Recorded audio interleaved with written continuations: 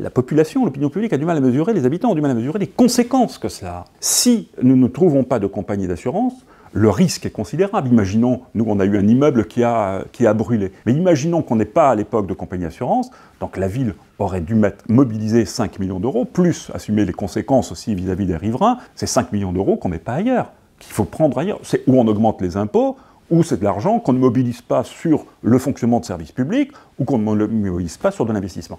Donc les conséquences peuvent être dramatiques pour une collectivité. Dramatiques. Didier Lechien, vous êtes maire de Dinan depuis 2014. C'est la première fois que cela arrive. La ville de Dinan n'est plus assurée. Comment en est-on arrivé là? Nous avons quelques difficultés aujourd'hui à trouver des assureurs. Qu'est-ce qui s'est passé?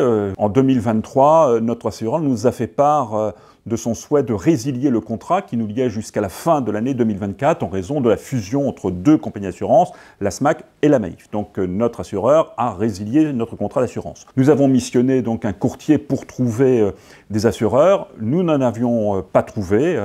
On est passé d'abord sur une procédure de marché public, infructueuse, sur une procédure de gré à gré. Là aussi, c'est extrêmement compliqué, pas de proposition. Et puis, il y a quelques jours, le courtier que nous avions missionné a trouvé deux assureurs, 50% chacun, un assureur japonais et un assureur américano-britannique. Quelque part, ça fait sourire parce qu'aucun assureur français n'accepte d'assurer une collectivité de la République.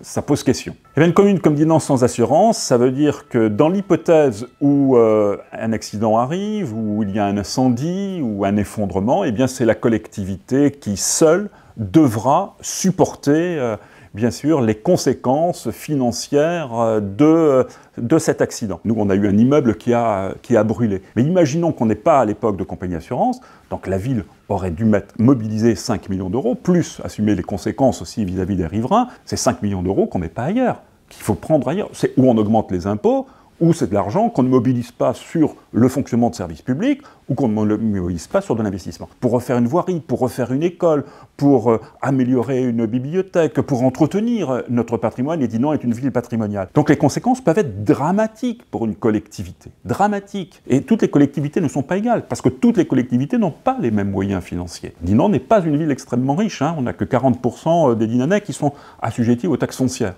D'autant plus que nous n'avons pas le droit de provisionner des sommes dans l'hypothèse. Nous ne pouvons pas, nous, collectivité, être notre propre assureur. Je ne vais pas rentrer dans les détails techniques. Ce n'est pas possible.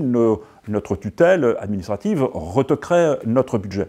Donc on se retrouve quelque part dans une impasse. Et en même temps, les compagnies d'assurance, et en particulier les compagnies d'assurance françaises, ne répondent pas aux sollicitations que nous pouvons faire. Votre ville n'est pas la seule commune dans cette situation. Comment expliquez-vous ce désengagement des compagnies d'assurance? C'est un phénomène qui touche beaucoup les petites villes en fait, moins les grosses métropoles, un petit peu moins aussi les communes rurales, mais qui touche surtout ces villes de taille intermédiaire, voilà, entre, je dirais, 10 et 20 000 habitants. Pour une raison que j'ai du mal à m'expliquer d'ailleurs. Je crois que c'est autour de 2500, 3000 collectivités qui sont concernées aujourd'hui par ce sujet. Et essayons d'expliquer pourquoi on en est arrivé là. Alors je pense qu'il y a la logique aussi des compagnies d'assurance, c'est d'abord ça, qui ont souhaité se repositionner d'abord sur le marché des particuliers et de plutôt quitter le marché des collectivités locales en raison du risque que représente le marché des collectivités territoriales, et en particulier le marché assurantiel des villes. Pourquoi ce marché est-il à risque? Alors, on peut évoquer un certain nombre de sujets. Le risque climatique, il y a la crise des Gilets jaunes, les émeutes urbaines qui ont eu lieu au mois de juin, les incivilités, puis il y a la recherche aussi du profit. Voilà, les compagnies d'assurance veulent aujourd'hui gagner de l'argent et ne veulent plus assumer le risque que représente le marché des collectivités territoriales. On ne peut pas faire de la philosophie politique, mais la République, si ça tient encore aujourd'hui, c'est notamment grâce aux collectivités territoriales. Et les abandonner, comme le font aujourd'hui les compagnies d'assurance, je trouve ça quand même préjudiciable et dommageable. Dans les colonnes du JDD, en réponse à la situation, France Assureur taclait ainsi les collectivités locales. Sur les 12 000 communes qui doivent avoir un plan communal de sauvegarde, seulement 60% l'ont mis en place alors qu'il est obligatoire depuis 2004. Il faut s'inspirer de ce que font les entreprises en matière de gestion et prévention des risques. Expliquons en quelques mots. L'objectif de ces plans est de préparer la commune à faire face aux risques d'urgence. Que leur répondez-vous ? Plan communal de sauvegarde, enfin ça c'est un faux argument. Je dirais que c'est pas parce que les communes n'ont pas de plan communal de sauvegarde qu'elles ne mettent pas en œuvre des mesures de prévention. Oui, ils n'ont pas complètement tort, c'est qu'il faut qu'on aille plus loin dans la prévention. C'est pas anecdotique que de mettre en place des mesures visant à se garantir contre les incendies, contre des accidents qui peuvent arriver dans nos bâtiments. Il faut qu'on arrête aussi de solliciter les compagnies d'assurance pour des petits incidents, je dirais, voilà, parce que ça aggrave notre taux de sinistralité. Ces petits incidents, nous pouvons, nous, collectivités, y faire face. Donc il y a comme cela un certain nombre de mesures qui interpellent, qui doivent être mises en œuvre directement aussi par les collectivités locales. Je crois qu'aujourd'hui les maires sont tous conscients que la prévention est un aspect essentiel des politiques publiques. Il y a quelques mois, vous avez alerté sur la situation avec d'autres élus dans une tribune dans le journal Le Monde.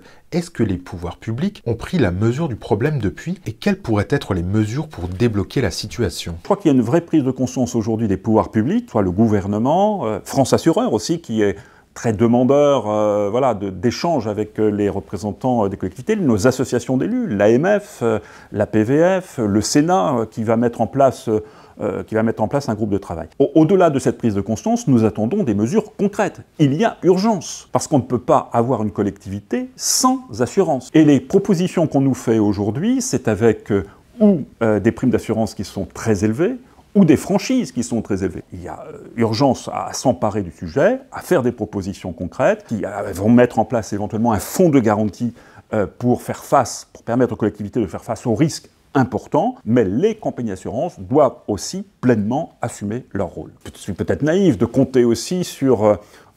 là où on parlait de civisme tout à l'heure, mais peut-être aussi sur le civisme des compagnies d'assurance, parce que c'est bien de donner des leçons de civisme aux uns et aux autres, mais les compagnies d'assurance ont aussi un rôle à jouer en la matière. Voilà. Donc c'est une prise de responsabilité collective qu'il faut avoir. Les élus, mais aussi les compagnies d'assurance. Ça commence à être très lourd. On est en train de changer de monde quelque part. On vit une situation extrêmement un peu anxiogène, changement dans la relation entre l'administré et l'élu, la baisse des dotations, les incertitudes quant à l'avenir, la montée des incivilités et les assurances les compagnies d'assurance qui se retirent du marché des collectivités locales. Donc il y a un vrai sujet pour les prochaines élections municipales, c'est-à-dire que l'addition de tous ces phénomènes peut amener un certain nombre de maires à jeter l'éponge. Et d'ailleurs, il n'y a jamais eu autant de démissions que depuis 2020. Ça veut dire que la démocratie locale, quelque part, est malade. Et là, il y a urgence.